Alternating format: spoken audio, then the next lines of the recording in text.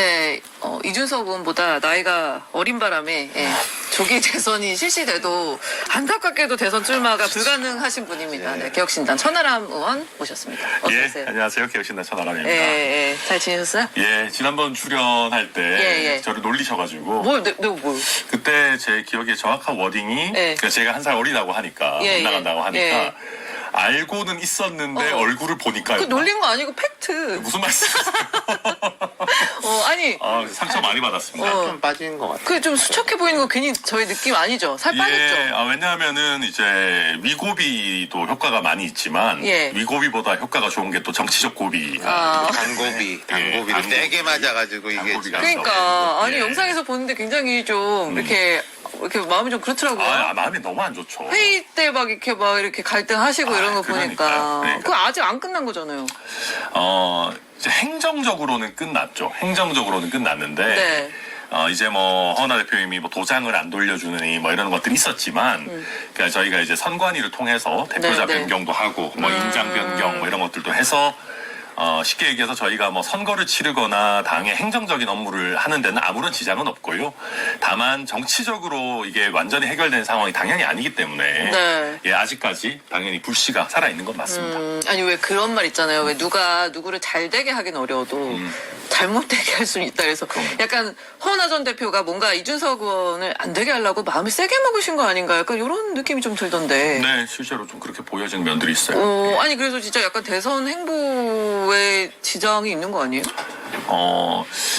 글쎄요, 걱정되실 것 같기도 하고. 사실 이제 실질적인 부분을 걱정하지는 않습니다. 저도 그렇고, 이준석 의원도 그렇고, 그렇게 저희가 나쁜 짓을 그렇게 하면서 살진 않았다고 생각하고, 그리고 허은하 대표님께서 말씀하시는 부분들, 문제 제기하시는 부분의 상당 부분이 이제 본인의 대표 재임 중에 있었던 또 본인이 충분히 알거나 결제하셨던 일들이기 때문에 저희가 실질적으로 타격을 입거나 할 거라고 생각하지는 않는데, 근데 말씀하신 것처럼 이제 이게 계속 이렇게 회자가 되고 안 좋은 이슈가 되고 하는 게 부담인 건 사실이죠.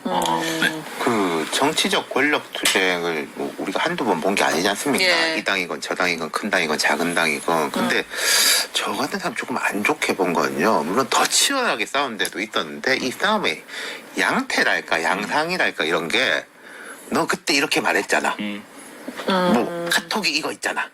녹음 파일에 이거 이런 식의 싸움이 저는 되게 조금 안 좋게 봐요. 그리고 속된 말로 좀 짜치게 보이는 약간 이런 느낌? 약간 있는 거 없는 것 막 다 까지고 내가 이거 양쪽 다 마찬가지입니다. 이 대표도 좀 그랬던 게 있고 징징거렸다 이런 발언 같은 게 그럼 이게 전반적으로 제3자들이 볼 때 안정감을 떨어뜨리는 게 있단 말이에요. 사람은 보수일 수도 있고 진보일 수도 있는데 아니 저기는 막 저런 식으로까지 하나? 또 저렇게 하면 어떡하지? 그걸 좀 회복하는 게 급선무일 것 같아요. 저는 이 말씀을 정말 무겁게 받아들이고요. 실제로 저도 말씀드렸던 게 방금 말씀드렸던 것처럼 우리가 정치적 동지관계에 있었을 때 서로 나눴던 비공개했던 내용들 저도 사실 그때 옛날에 이러지 않았냐 이런 얘기 하고 그랬거든요. 싸우는 과정에서. 그래서 저도 그런 부분은 공개적으로 미안하다고 했어요. 죄송하다고 그랬어요. 사실 저도 싸우는 과정에서도 마음이 편하지도 않았고 그렇게 싸우는 게 자랑스러운 일도 아니고 말씀하셨지만 요즘 정치권에 저희를 포함해서 문화 자체가 약간 같이 활동할 때 있었던 거 자꾸 까고 이런 것들이 있는데 그게 저도 평상시에 좋지 않다고 생각했었는데 저도 그런 거에 편승을 한 부분이 있어가지고 저 그 부분은 굉장히 잘못됐다고 생각합니다. 알겠습니다. 그럼에도 어쨌든 대선 기획단도 이제 출범을 하신 건가요? 네, 출범했습니다. 단장 함익병 원장님을 단장으로 그러니까 그분은 계속 정치는 안 하시면서 이렇게 개혁신당을 지원하는 이런 역할을 예전부터 하여튼 이 대표 이준석 의원이 많이 이렇게 소통하는 할 때마다 이렇게 함익병 원장님 모시려고 했다가 과거 말실수 이런 것 때문에 저기 되고 그랬는데. 네, 저희로서는 일단 함익병 원장님 같은 경우에는 굉장히 이제 본인 유튜브 방송 같은 것도 보시면 본인 신념이 일단 있으시고요. 그리고 이 신념을 실현시키는 데 있어서 이준석 의원이나 개혁신당이 가장 현재로서는 제일 잘 부합한다라고 보시는 것 같고 지난번에 이준석 의원이 이제 동탄에서 총선을 치를 때도 뭐 거의 저보다 더 열심히 지원을 하셔가지고 동탄의 기적을 같이 만들 정도로 진심이세요. 또 워낙 또 좋으신 분이라서 이미 뭐 메시징 능력도 좋으시고 그래서 저희가 기획단장님을 모셨습니다. 아니 김종인 전 위원장하고는 왜 네. 좀 이렇게 연락 한번 드리고 인사 좀 드리시지 왜 요새 요새 방송 보셔서 좀 아시겠지만은 네네. 예, 한동훈 전 대표는 엄청 좋게 하면서 이준석 의원은 네. 나한테 말 한마디 없이 대선 출마를 했더라? 막 약간 이런 식의 이제 말씀을 하셨어요. 뭐 김종인 위원장님의 그 어떤 전략과 의도를 제가 감히 어떻게 얘기하겠습니까만은 네. 실제로 인사 자주 드립니다. 그래서 자주 드리고 자주 뵙고 그래요? 저도 소통하고 이준석 의원도 소통하고 뭐 이제 이준석 의원 며칠 전에 다른 데서 보니까 네. 이번 설날에 세배 드리고 왔습니다 이런 얘기도 뭐 하고 그러더라고요. 그래서 실제로 세배 드리고 그래요. 소통 잘 하고 있습니다. 네. 뭐가 좀 서운하셨던 것 같은데? 저는 그것보다도 예. 김종인 위원장께서 지금 타이밍에 이제 국민의힘이 너무 계속 이제 오른쪽으로 뭐 김문수 장관 쪽으로 가고 있는데 예. 그래서는 안 된다. 한동훈 전 대표를 일정 부분 좀 띄우고 세대 교체론이라고 하는 전체적인 틀을 좀 키워야 되는 시기라고 보시는 거 아닌가 싶어요. 저는 그래서 조금 전략적인 판단 하에 그런 메시지들을 좀 내시는 게 아닌가 생각합니다. 그거 보니까 또 그럴 수도 있고. 아니 저도 약간 비슷한 생각이 있었는데 그때 우리 이준석 의원이 이 자리에 와가지고 안철수 의원하고 공감이 크다 하면 제가 그때 그래 안철수 한동훈 이런 사람들하고 좀 접촉면을 뭐라도 좀 해봐라. 그때는 이제 끄떡끄떡 하더니 그 뒤에는 또 이제 요즘은 막 한가 열심히 하면서 홍준표, 김문수, 오세훈 이런 분들 그 생각은 좀 다르지만 내 친하고 가까운 분이랑 나 뭐라 못한다. 한동훈은 모르는 사람이다. 그게 약간 그러니까 제가 김종인 위원장의 전략이 천하람 의원이 해석하는 게 맞다면은 저도 그럴 수 있겠다라고 네. 생각하는데 이준석 위원이 그렇게 하는 거는 나는 뭐 김문수, 홍준표가 나쁘지 않아요라고 하는 건 저는 잘 모르겠어요. 그 해석은 이걸 결국 합쳤을 때 저쪽을 네, 나올 수 네. 있다면 그렇게 생각하는 건가? 아니 왜 우리 지난번에 이제 한동훈 전 대표 지난번에 나왔을 때 좀 많이 했었는데 이제 책 내일 나온다고 네, 네. 하고 그때도 제가 이제 좀 여쭤봤을 때 저희가요? 한동훈하고요? 뭐 굳이요? 뭐 이렇게 이제 말씀하셨던 것 같아요. 그거는 생각은 변화 없으신. 그때 저희가 했던 게 계엄 이후였나요? 네네. 이후였나? 예. 그때 제가 이제 아마 한동훈 대표에 대해서 굉장히 실망했던 지점이 그 한한 체제. 예. 예, 그게 사실은 굉장히 저는 지금 봐도 좀 패착이었다고 생각하고. 뭐 본인도 인정하는 것 같아요. 예. 그러니까 그런 식이면은 우리가 어떻게 같이 하겠냐, 뭐 굳이 만나볼 필요 있겠냐라고 말씀드렸던 것 같은데, 저도 한한 체제에 대한 평가 자체는 뭐 동일한데요. 네. 근데 뭐. 지금은 뭐 같이 할 수 있어요? 아니 같이 하는 거는 뭘 같이 해요. 그런 게 아니라 아니 뭐 만나는 거 정도야 뭐 못할 이유 있나? 아니 뭐 당을 합치란 얘기가 아니 그럼요. 아니 그런 거 아니고 그리고 그 지금 보면 어쨌든 비상계엄에 반대하고 이런 식으로 지금 국가 경영이 돼서는 안 된다라고 하는 요즘 중도보수가 그러고 보니까 굉장히 유행이네요. 그러니까 중도보수 쪽에 있는 사람들의 파이를 전체적으로 키우는 거는 전 나쁘지 않다고 봅니다. 그러니까 지금 제가 봤을 때 여유가 없어요. 어떤 면에서는. 예. 뭐 이재명 대표까지도 그러니까. 본인이 중도보수 파이를 가져가겠다라고 하고 있는 그런 네. 상황이고 예. 그렇다면 저는 뭐 안철수 의원하고 뭐 예를 들면 예. 뭐 과학기술을 주제로 대화해보고 이런 이런 형태의 어떤 나름의 이게 막 합치고 이런 게 아니라 네. 존재감을 보여줄 수 있는 이벤트들을 하는 게 꼭 나쁜가? 뭐 그런 생각을 하기도 합니다. 그래서 그런 취지에서 한동훈 대표랑도 예. 뭐 이야기는 할 수 있는 거 아닌가? 뭐 만날 수는 있는 거 아닌가 하는 생각도 듭니다. 근데 이제 아시겠지만 만약에 만난다? 그러면 그건 어떻게 해석될지는 또 다 아시잖아요. 뭐 그런 리스크를 감수하더라도 네. 예컨대 요즘 세대교체론이라는 화두를 한동훈 대표 띄우고 있는데 네. 물론 이제 이준석 의원은 73년생이 무슨 세대교체론이냐 네. 이렇게 하지만 꼭 그렇게 얘기하기보다는 그럼 뭐 세대교체론을 공감대로 해서 한국 정치의 세대교체에 대해서 이야기하는 자리 뭐 이 정도를 못 가질 필요 있나 저는 그런 생각이 들긴 합니다. 네. 개혁 신당은 제가 처음 당을 차릴 때부터도 이야기를 했는데 이게 중몽의 길이냐 오디세이의 길이냐 네.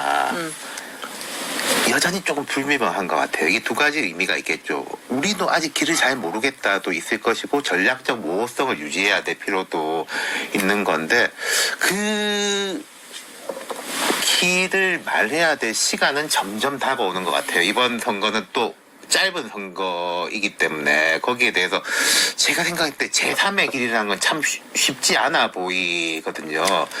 주몽도 아니고 오디세이도 아닌 무엇은 상상을 받겠거든요. 뭐 저희는 이미 명확하게 얘기했고요. 저희는 저도 그렇고 뭐 이준석 의원도 그렇고 단일화 가능성 0%다. 우리는 우리만의 길을 간다라고 얘기를 했고 제가 방금 뭐 한동훈 대표나 안철수 의원이나 만날 수 있다라고 하는 것도 어떤 의미에서는 세대 교체론이나 과학 기술에 대한 아젠다의 넓이를 넓히기 위해서 필요하면 서로 미팅도 하고 뭐 같이 뭐 논쟁도 네. 하고 할 수 있다는 것이지.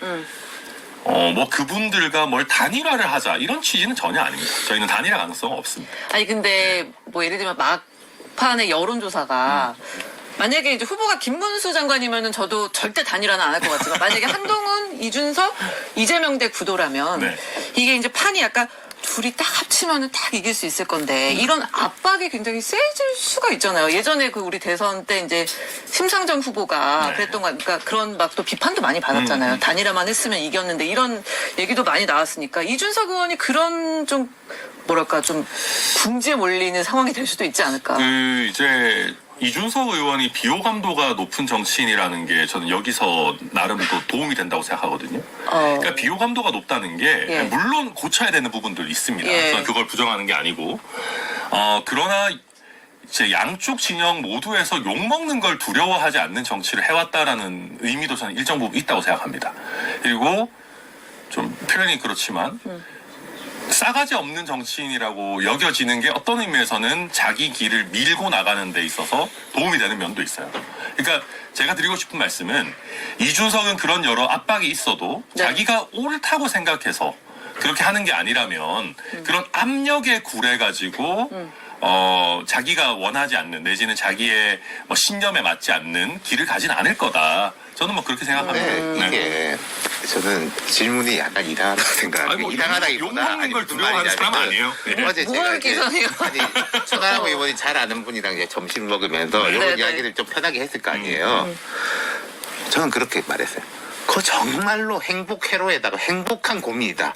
만약에 그런 고민의 장이 열린다면 이건 민주당을 제외한 네. 개혁신당이고 국민의힘이고 다 통틀어가지고 네.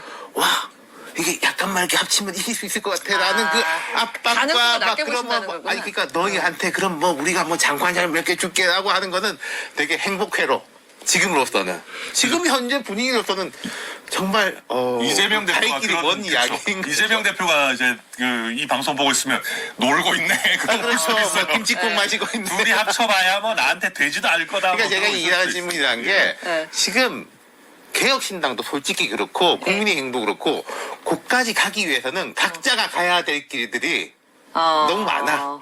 아니, 또 솔직히. 우리 정치가 근데 또 다이나믹하니까. 아니 근데 저는 지금 실장의 말씀에 굉장히 공감하는 게 네. 저도 그래서 지금 이 어떻게 보면 중도 보수라고 하는 파이 자체가 굉장히 쪼그라들고 있는 상황에서 예.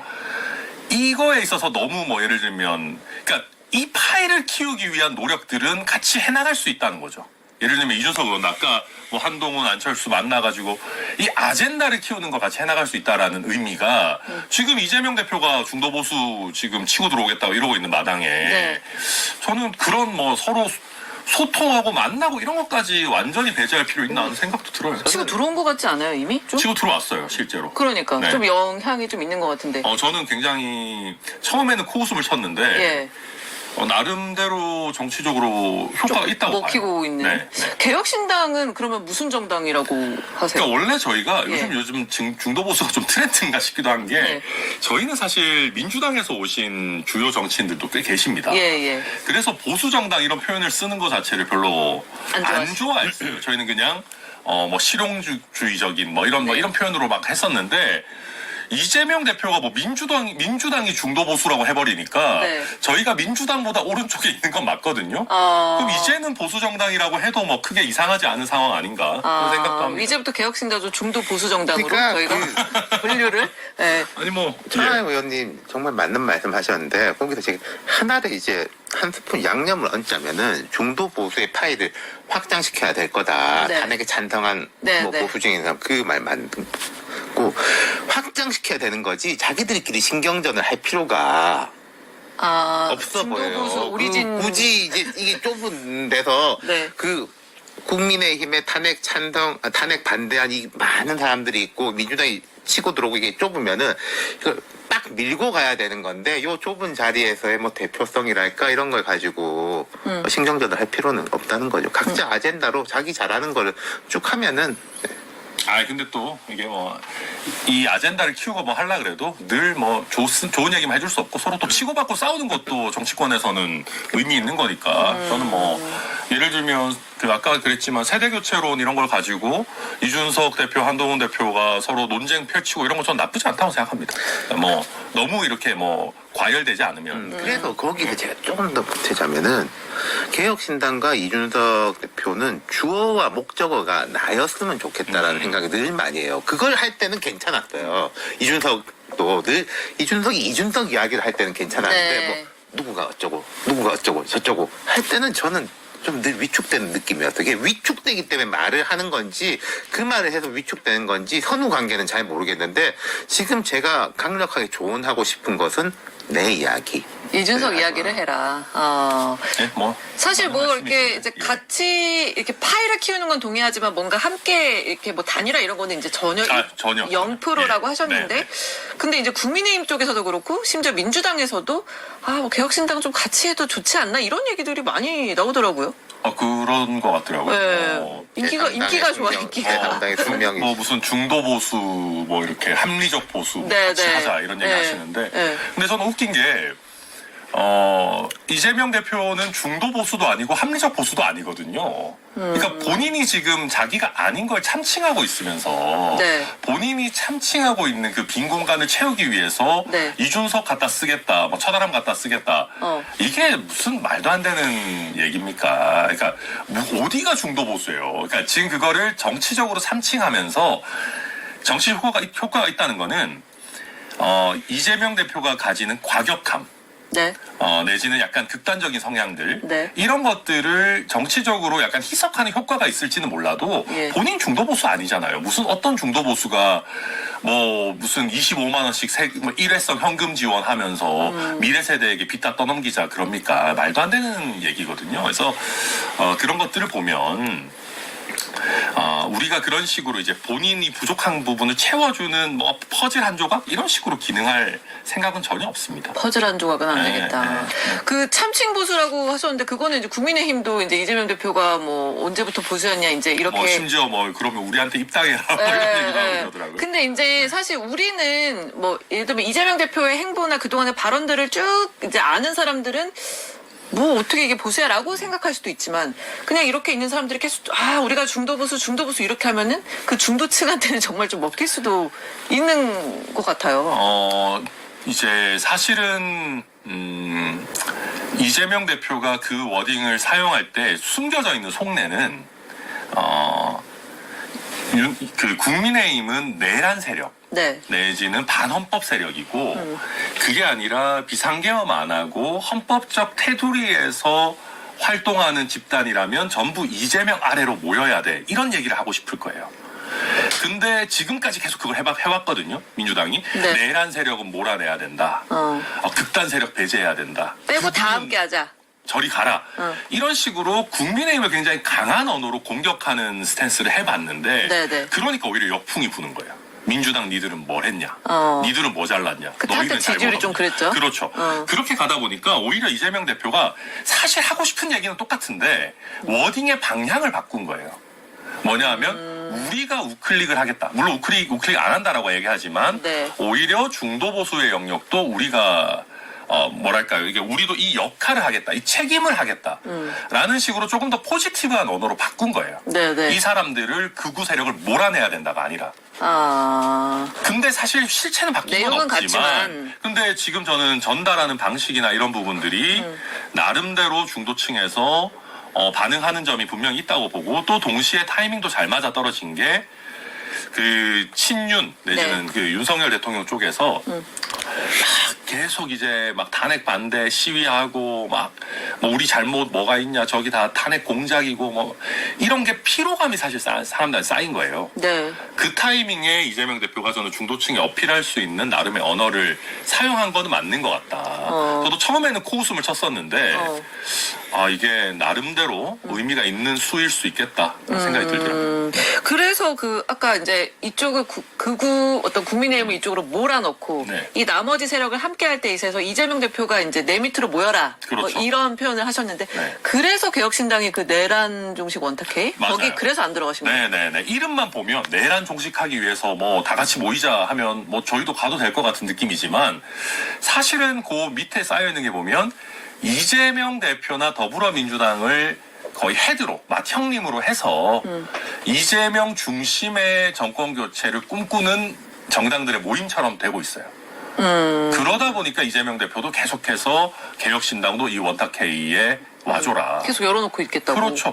본인의 어떤 헤게모니를 인정하는 집단 속에 개혁신당을 넣고 싶은 거죠. 네네. 근데 네. 민주당 입장에서 보면 지지율도 제일 높고 네. 의석도 제일 많으니까 우리가 1번 아니냐. 맞죠, 맞지 그건 뭐 이렇게. 제가 이 이야기를 한 이유는 자 개혁신당이 이것도 행복한 고민일 수 있는데 개혁신당이 지지율이 올라간다면 올라갈수록 점점 힘들어질 거예요. 무슨 말이냐면 올라갈수록 질문의 난도가 높아질 거거든요. 그럼 자 이재명은 내 밑으로 뭉치라고 하는데 니네는 3석인데 국정 운영 어떻게 할 거야? 어떻게 할 건지 답이 있어야 될 거 아니에요. 뭐 개헌을 한다든지 예컨대 뭐 정계 개편을 한다든지 뭘 한다든지 지금은 이게 지지율 낮으니까 그 질문까지 안 갔는데 거기에 대해서는 당연하게 똑같이 민주당은 힘으로라도 누를 수 있지만 너네는 뭘로 할래? 라는 질문을 받을 거라. 그렇죠. 사실 그래서 이미 저희가 개혁신당이 집권을 하게 됐을 때는 결국은 연정을 할 수밖에 없다. 불가피한 연정이 대한민국 정치에 드러날 수밖에 없다라는 말씀을 드렸던 것이고, 그리고 당연한 얘기지만 저희가 저희 입으로 네. 우리가 수권을 했을 때 정계 개편이 일어날 것이고 저희 세력이 자연스럽게 커질 겁니다. 이런 얘기를 하는 게 조금, 그리고 지금 단계에서는 조금 남사스러워요. 그래서 이제 그런 얘기를 하기 어려운 점들도 있지만 저희가 실제 내부적으로는 개헌에 대해서 이미 논의를 해온 부분들도 있고 이미 입장을 밝힌 부분도 많이 있습니다. 예를 들면 중대선거구제 부분에 있어서 저는 중대선거구제에 대해서 굉장히 적극 찬성하는 입장이고 이준석 의원도 책을 통해서 그런 부분 굉장히 동의하고 네. 또 예컨대 결선투표제 같은 부분도 네네. 제가 사실 그 의원이 돼서 첫 법안으로 냈던 게 원내 모든 정당의 그 공동 발의를 받아가지고 결선 투표제 도입을 이야기를 했거든요. 그러니까 그런 식으로 저희가 뭐 그런 부분뿐만 아니라 이제 대통령의 권력 분산 이런 부분들도 사실 계속 논의가 되고 저희가 발표를 할 건데. 다만 지금 단계에서 저희가 그런 얘기를 하는 게 조금 앞서 나가는 부분이 있다. 말씀하신 것처럼 이것도 행복한 고민인 게 저희 지지율이 높아가지고 그렇죠. 저희가 그런 개헌이나 아니면 정계 개편에 대한 청사진을 조금 더 말씀드릴 기회가 온다면 예. 저희로서는 아주 좋은 일이죠. 준비는 돼 있는. 국민의힘도 똑같을 거예요. 대통령이 어찌저찌 된다 치고 니들은 108석이고 민주당 180석 그대로인데 어떻게 할 거야? 또 윤석열 대통령처럼 맨날 거부권 할 거야? 라고 했을 때 뭐라고 말을 해야 될 거냐 싶으니까. 그러다가 쌓여가지고 또 비상경 하는 거 아니야? 이랬을 때 국민의힘도 이제 아직까지 지지율이 안 올라가지고 그까지 질문을 받지를 않고 있고 네. 이런 질문은 지금 대한민국에서 이재명 대표 혼자 받고 있죠. 사실은. 근데 그 개헌 말씀도 하셨는데 사실 그 이재명 지금 현재 스코어 가능성 제일 높은 이재명 대표가 계속 개헌 얘기할 때 아니다. 네네네. 라고 하고 있는 거는 어떻게 보세요? 부장 몸조심 하는 거죠. 부장 몸조심. 진짜 되면 개헌해야 되니까. 해야 되니까. 해야 되는 것보다, 예. 그것보다도 예. 대선 이전에 개헌론이 분출하는 것 자체가 굉장히 부담스러울 겁니다. 그리고 이재명 대표 쪽 분들, 친명 쪽 분들 그 얘기를 들어보면 예. 그 어떤 변수도 만들고 싶지 않다라는 게 느껴집니다. 이재명이 대통령 되는 데 네, 있어서. 그 길에 있어서 예를 들면 뭐 그 전에 뭔가 개헌론이 분출되거나 뭐 산염 중임제 개헌이 뭐 더 본격화되거나 뭐 이런 그 어떤 것도 지금 굉장히 뭐 하나 건들고 싶어 하지 않고요. 아마 이재명 대표는 개헌론에 대해서 공약을 하는 방향 정도로 자기가 담아가려고 할 거예요. 근데 글쎄요, 그 정도로 사람들이 믿을까요? 그리고 아마 그렇게 대세에 지장 없다. 어차피 개헌론 얘기해봐야 뭐 지금 사람들이 그게 그렇게 큰 관심 없다라고 하면서 대충 뭉개면서 가려고 하지 않을까 싶어요. 근데 어차피 사실 지지율 1인데 개헌 얘기가 조금 더 구체적으로 논의가 되면 그게 이재명 대표한테 그렇게 손해인가요? 저는 네. 아까 얼핏 이야기했지만은 2심에서 안 좋게 나오면 예. 할 것 같아요. 개헌 얘기를요? 그렇죠. 아, 그것도 2심에 따라. 근데 저는 이런 것게 우리가 약간 개헌 논의 자체가 대통령들도 늘 힘 빠지면 하는 게 개헌 논의. 뭐 정치인도 약간 뭐이 돌파구로. 마지막 카드. 돌파구로 뭔가 엄청난 개헌 카드 아니면 자기 뭘 내려놓는 걸 꺼낸다. 이런 게 트렌드가 바뀌는 것 자체가 그러니까 국민 인식이 바뀌는 것 자체가 좀 안 좋다고 생각하긴 합니다. 네. 할 거면 지금 해야죠, 사실. 근데 이게 네. 늘 뭐가 되는 거는 나의 개인적 이익과 공동체 이익이 교집합이 됐다니까. 저는 그렇게 나쁘게 보진 않아요. 이재명 대표 2심에 몰리면 뭐 비단주머니 3개 갖고 있는데 이건 그때 써야지라고 이제 주머니에 넣고 있는 게 아마 뭐 그런 거가 아닐까 싶고, 개혁신당에서 제가 바라는 것은 이번 대선 국면에서 되게 중요한 시기지 않습니까? 대선이 열린다면, 탄핵이 이제 인용된다면, 여기에서 한국 사회와 정치를 조금 선도 정당, 지난 총선 때 저는 조국 혁신당이 그 말은 되게 멋있다고 생각했어요. 우리는 선도 정당이 되겠다. 뭐 쇠빙선 역할 하겠다. 근데 그건 물론 그 조국 혁신에 말한 건 이 야권 내에서의 뭐 윤석열을 더 뾰족하게 때리는 쇠빙선이 되겠다라는 거지만은, 한국 사회와 미래 이제 선도 정당을 자임한다면은 결과도 뭐 생각보다 좋지 않을까. 근데 저는 모든 정치적 메시지가 아까 또 말씀드렸지만 타이밍이 중요하고 또 가지고 있는 게 뭐냐. 그러니까 지지율도 그렇고 권력도 그렇고 갖고 있을 때 얘기를 해야 돼요. 네. 지금 저희가 개헌론을 막 얘기를 하게 되면 네. 어떻게 되는 거냐면 약간 평론가 정당처럼 될 수도 있어요. 자칫 잘못하면. 그러니까 뭐냐 하면 우리가 권력을 잡을 가능성 별로 없는데 권력 잡을 것 같은 니네들이 미리부터 권력 분산에 대한 개헌을 해라. 라는 식으로 이렇게 요구하기만 하는. 그래서 저희는 그리고 현실적으로 죄송한 말씀이지만 대선이 저는 빠르면 5월 초중순이라고 보는데 네. 대선 이전에 개헌이 될 가능성은 사실 없어요. 저는 불가능하다고 봅니다. 네. 지금 상황에서. 네. 그러면 저희가 더 책임 있게 말씀드리는 톤앤 매너는 우리가 집권을 하면 우리가 대통령의 권력이라는 걸 가지고 이걸 어떻게 분배할 것이냐. 오히려 우리가 주인의식을 가지고 이야기를 하겠다. 아니면 말씀하신 것처럼 우리의 집권 가능성이 굉장히 높아져서 집권하면 너네 어떻게 할 거야? 지금처럼 과거처럼 뭐 대통령 권한 막 행사할 거야? 그게 아니면 어떤 시스템으로 갈 거야? 라고 했을 때 얘기를 하는 거지. 저희가 지금 뭐 대통령 권한 이렇게 분배하고 뭐 하고 하는 거는 자칫 잘못하면 이재명이나 아니면 누가 대통령 될 건데 미리 권한 분산해. 그러니까 그냥 약간 훈수 두는 요구하는 것처럼? 훈수 두는 뭐 약간 정치로 비춰질 수 있어서 모든 게 타이밍이 중요하다. 근데 저는 그 개헌에 대한 이야기만은 아니고요. 이게 지금 개혁신당이 이제 제3의 길이라고 말하기는 어렵죠. 보수 정당이라고 말씀하셨으니까. 근데 세 번째 당인 것이고 세 번째 길인 거잖아요. 과거에 민주노동당을 보면은 그 제3의 길은 아닌 거잖아요. 진보 정당인데 세 번째 정치 세력으로서 돌파해 나가는 것들이 있었단 말인 거죠. 뭐 아주 간단한 거는 민주노동당이 원내 입성해가지고 그 전에는 그거 아세요? 국회에서 의원 엘리베이터랑 비의원 엘리베이터 따로 있었어요. 그 시절은 저는 안 네, 가봤어요. 그거부터 없앴거든요. 네. 네. 그런 식의, 그리고 이제 정책적인 거 하나하나 이제 현장에 기반한 거. 저는 그런 것들이 개혁신당이 충분히 할 수 있는 부분이 아닌가. 그걸로 이제 선도정당, 쇄빙선 정당이 됐으면 좋겠어요. 뭐 그런 정치 개혁이나 뭐 이런 부분에 있어가지고 당연히 열심히 하겠습니다. 오늘 오후에 또 혼자 그러면은 가시는 거예요? 네, 가야죠. 역사의 현장에. 그러니까. 저는 거의 그래도 다 가셨어요? 네, 한두 번 빼고 다 간 것 같은데. 네. 어떻게 11차 이제 변론길 오늘이 네. 이제 마지막인데 어떤 심정이셨어요? 그동안 지켜보시면서. 대통령이라는 자리가 참 우스워지는구나. 라는 게 되게 아쉬웠어요. 네. 아무래도 많은 정치인들이 대통령을 목표로 하는 정치인들도 많이 있고 그렇지 않더라도 정치하는 사람들에게 있어서 대통령이라고 하는 자리가 주는 무게감이라는 건 되게 큰 것이거든요. 내가 지지하든 지지하진 않든 대통령이라는 자리가 우스워지지 않았으면 좋겠다.